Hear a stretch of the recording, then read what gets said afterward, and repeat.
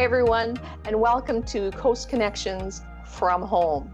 My, how the world has changed in just a few weeks. And we're adapting with everybody else, and we're trying Coast Connections from Home.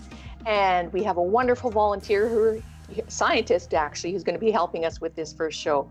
But before we begin, I just want to give a shout out to all the amazing frontline workers who are keeping the food coming, the food supply lines, everybody in the healthcare system who are all helping to keep us safe.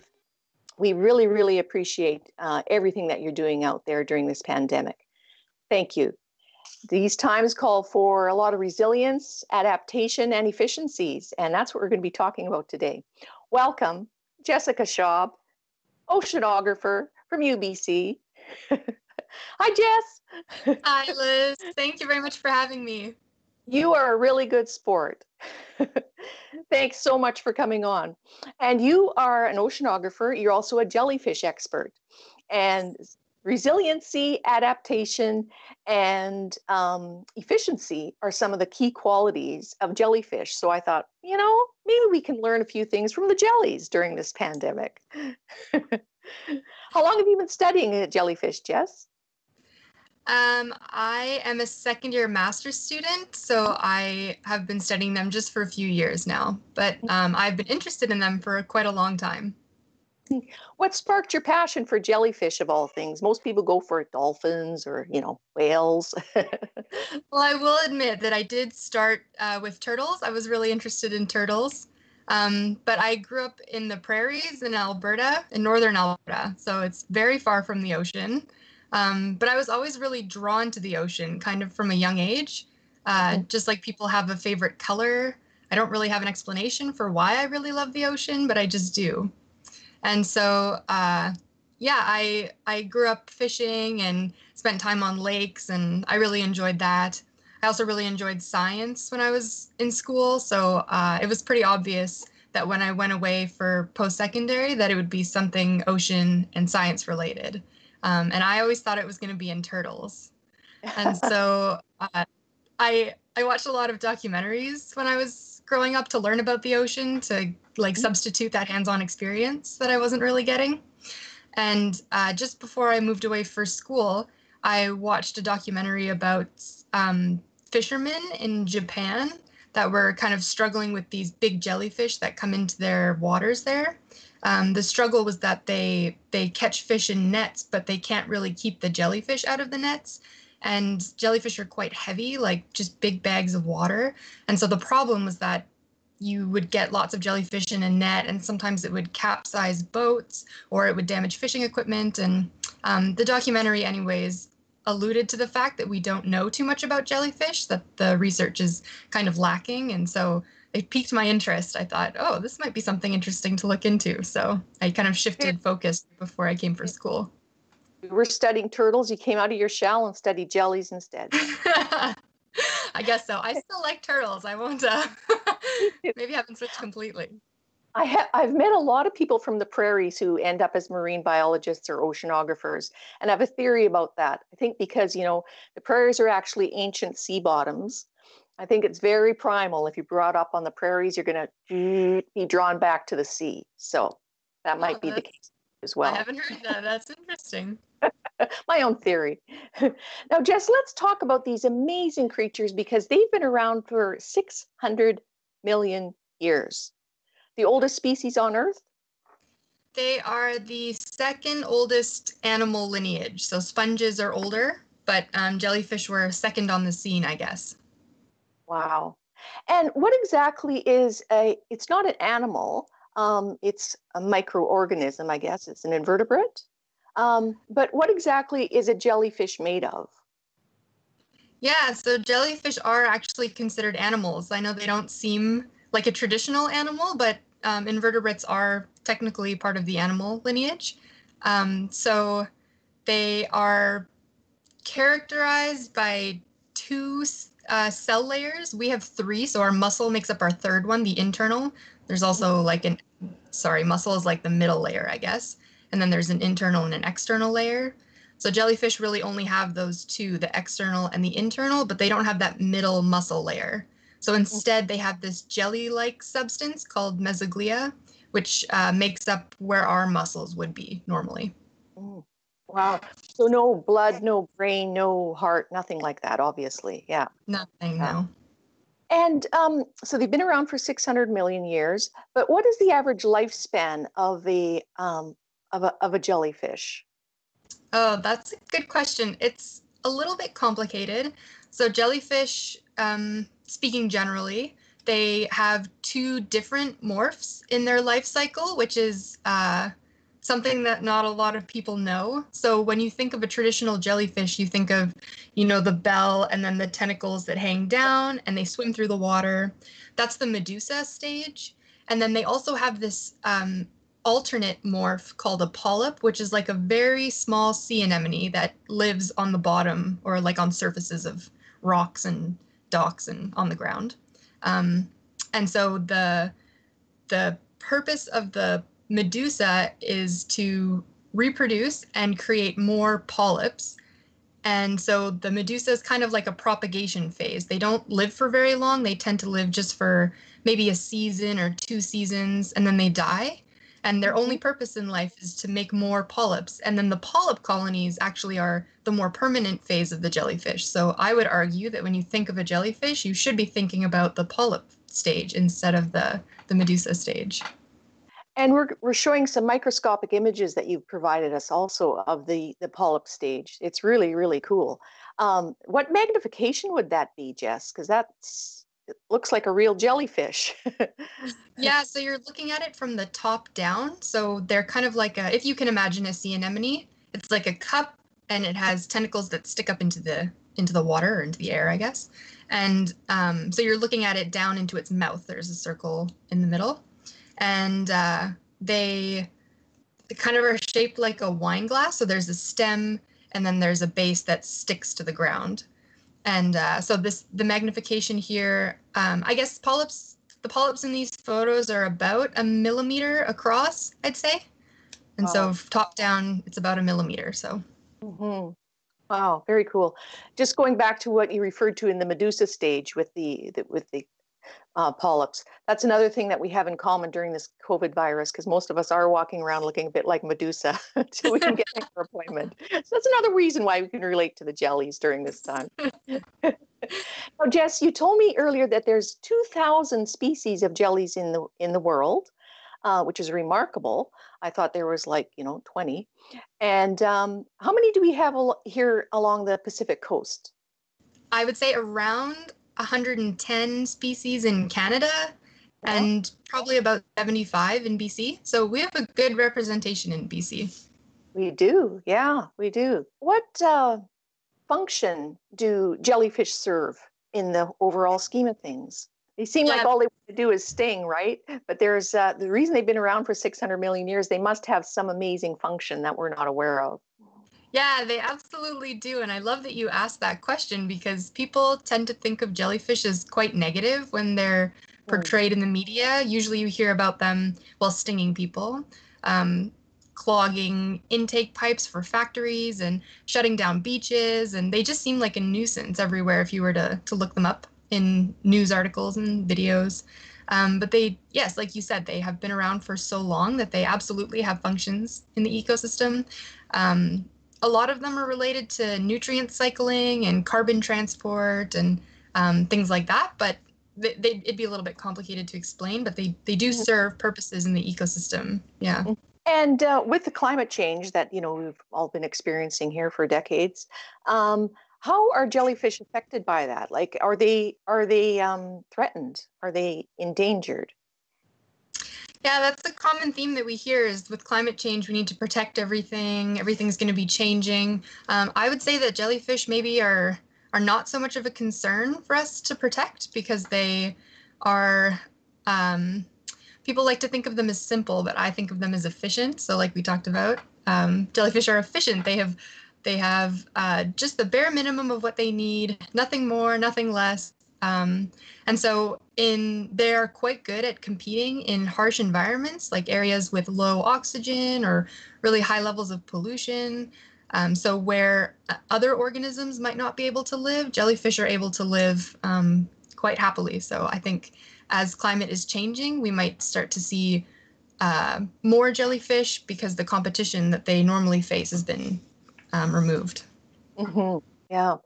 Now, Jess, you've also provided us with some amazing drone footage, just showing an amazing group of jellyfish. And just want to let our viewers know what a group of jellyfish is actually called. It can be called a bloom of jellyfish, but what I was really surprised to learn is it's also called a smack, like a smack of jellyfish. And if you've ever been stung by one, it does feel like a smack, all right. So that's pretty cool. So look, let's check out some of this drone footage. And this is you doing some field work. Is this here on the West Coast? Yeah, the area this drone footage was taken in is just off of Calvert Island. It's kind of near Okay. Bella Bella. Yeah. Hmm.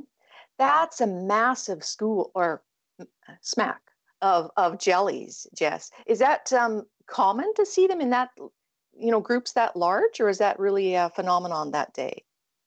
No, I would say it's quite common. I am limited to my experiences just at this field station and also at a field station on Quadra Island, but Mhm. they do tend to form these really big smacks because they can move through the water on small scales, but they're generally bad at swimming against currents, and so they get carried by currents and they get kind of swept up and kind of shunted together into these patches. And so we do tend to find lots of them in one area because of this current dynamic that we have. And in this footage, you're getting some specimens to take back to the lab, are you? Or what are you doing with these ones that you're putting in the buckets there on board? Yeah, in this video, we were running a project where we were kind of mapping the extent of these jellyfish blooms with drones. So um, I guess when you're standing on a boat and you're eye level with the water, it's really hard to tell where the edge of the bloom is. It's very difficult to measure. We have spent full days driving around with boats looking for blooms or looking for edges of blooms, and they can be quite tricky to find. But as you can see from the footage, this top-down perspective gave us a really great way of seeing the blooms and that contrast against the dark water. So it was really easy to measure the extent with the photos we took. And these were our first estimates on our coast of the size and extent of these blooms. And then the net work that we're doing, where we're putting them into buckets, we're counting and measuring them so that we can calibrate our two-dimensional photo that we have against the three-dimensional depth and count. So then we estimated like biomass and size and numbers of these blooms. Very cool. Yeah, it was very neat. Jess, do jellyfish have any natural predators? There's the obvious examples like sea turtles and sunfish that people tend to know about. Um, what's interesting is that for a long time we thought it was just restricted to those specialists like sea turtles because traditional diet analysis, so when you want to know what a fish eats, for example, you would cut its stomach open and look at what's in there under a microscope. And jellyfish are mostly water. And so if you were to look at a jellyfish under a microscope, it would just look like goo, stomach goo. You would have no way of telling it apart from just whatever was already there in the fish's stomach. So because we had no accounts of jellyfish in stomachs, or very few, then we were not sure that anything actually ate jellyfish. But now that technologies have become a bit more sophisticated, we have things like biomarkers and genetics. We can detect jellyfish more specifically. And it turns out that there are quite a few things that eat jellyfish, lots of fish and seabirds and crabs and sea cucumbers and anemones. Anemones.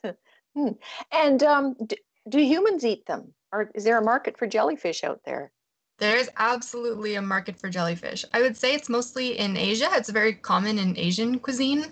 Um, I have found them around Vancouver. I've been to grocery stores and found just jars of jellyfish, like a jar of pickles, in some kind of a brine.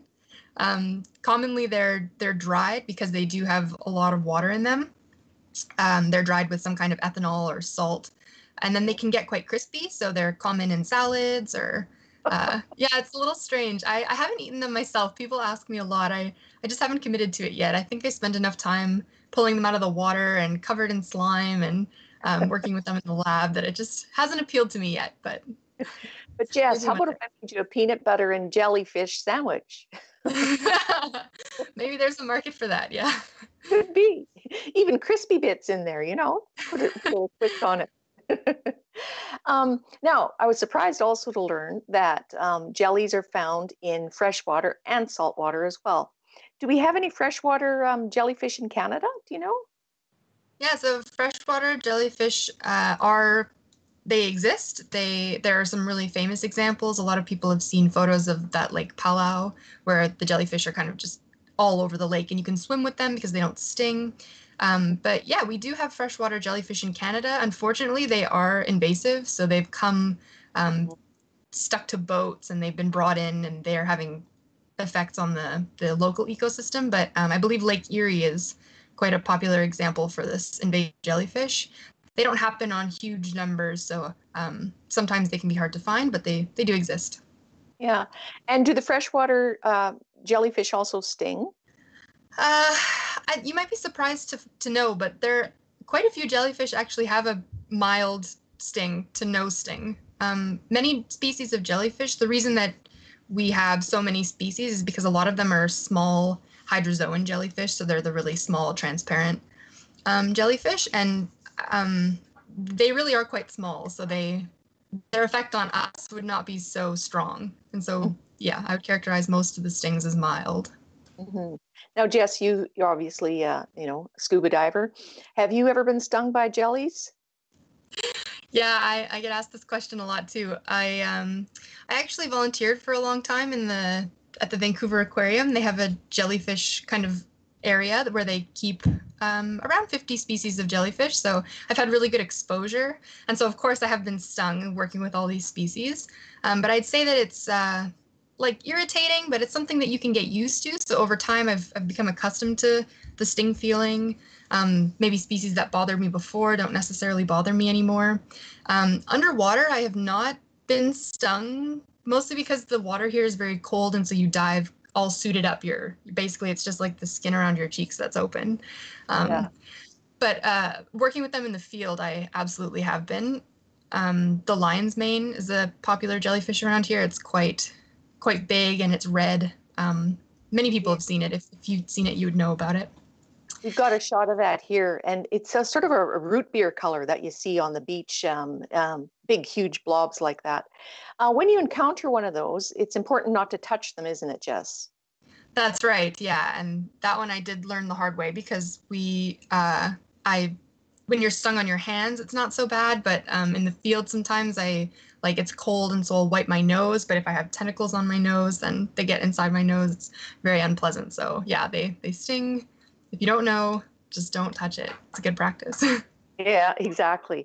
And if you happen to be stung, what's the best way to treat a jellyfish sting? I think friends started this, you know, tirade where people think that you're supposed to pee on jellyfish stings. I have not told people not to say that, especially if you're with somebody that you don't like. Like, by all means, pee on them. I don't care.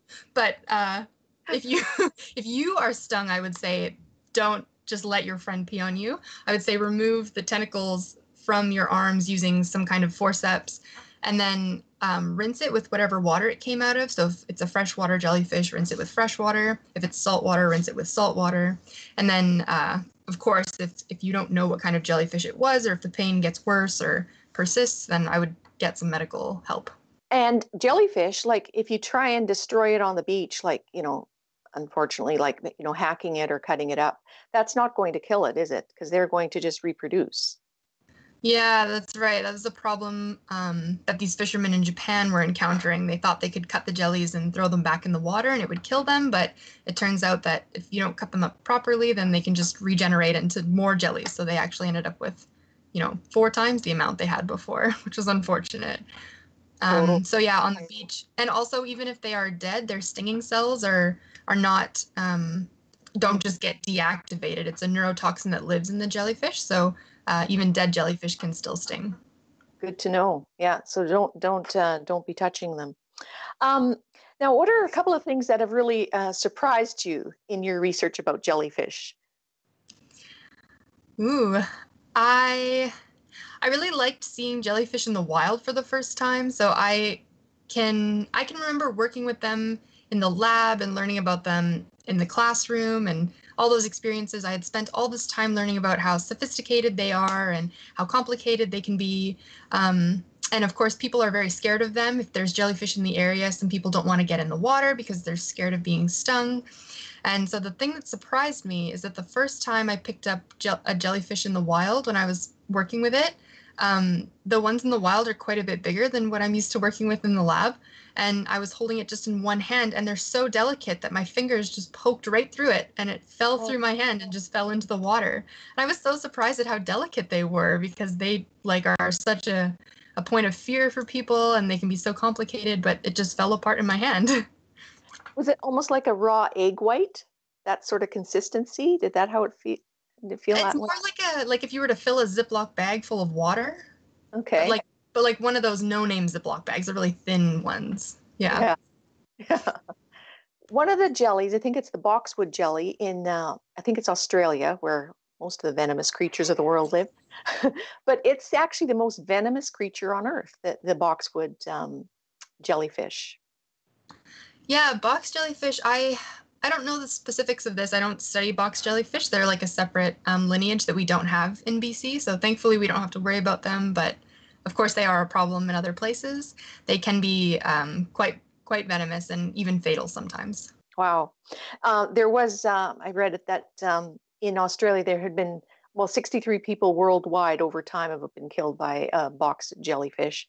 But one young 10-year-old girl actually survived it remarkably because she had stings, across all of her limbs. But people have been known to survive it, but it's very rare. And you usually die within 5 minutes of such a sting, almost like a rattlesnake effect, it sounds like. But that's not to give them a bad name. That's because they're so defenseless. They need something to, defend them, or they wouldn't be around for 600 million years, right, Jess? Exactly. Yeah. Yeah. So, what's your master's thesis about? What are you going to focus on? I'm an ecologist, so I am interested in how jellyfish interact with their environment, like their predators and their prey, how they fit into food webs, nutrients and microbes, and anything they can interact with in their environment. For my master's, I've narrowed my focus to their diet, so what they're eating, and I am hopefully focusing on the medusa and the polyp phase. So we don't know very much about the polyp phase. It's nice to shed a bit of light on them.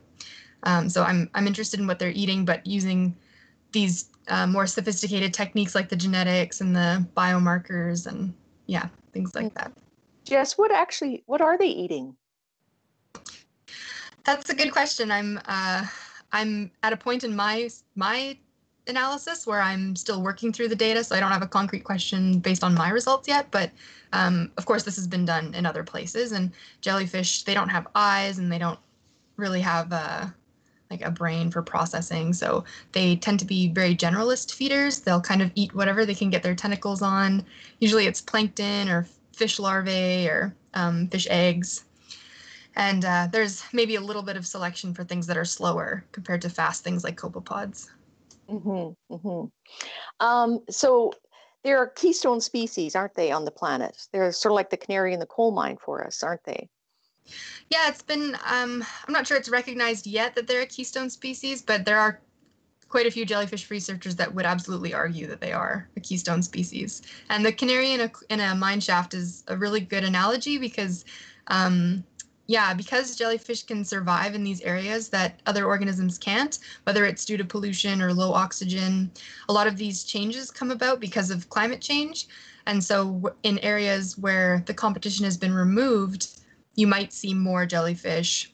And so areas with more jellyfish can indicate maybe like poor ecosystem conditions. That's not to say it's always the case, but it can be.